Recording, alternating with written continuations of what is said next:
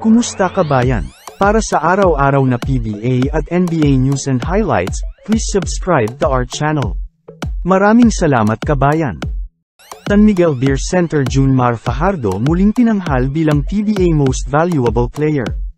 Ito na nga ang ika-7 MVP award niya at siguradong napakahirap na para sa kahit sinong player ng PBA ang lampasan o kahit tapatan man lang ang ganitong klaseng record na naitala ni Junmar sa liga ng PBA.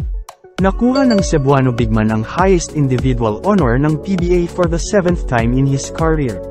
Sinabi niyang hindi na niya inasahan na manalo pang muli ng another MVP award pagkatapos niyang ma-injured. Sa kanyang pahayag ay sinabi niyang, "Nung na-injured ako, nag-cross talaga sa isip ko na baka yun na ang end ng career ko. Yun injury ko kasi talagang malala." Naging emosyonal si Junmar sa kanyang pagtanggap ng MVP award ngayon, dahil ito ang unang pagkakataong nanalo siyang muli ng MVP na wala na ang kanyang ina. Pumangalawa si Christian Standhardinger kay Junmar habang pumangatlo naman si Scott Day Thompson at pang-apat naman si CJ Perez. Maraming salamat kabayan.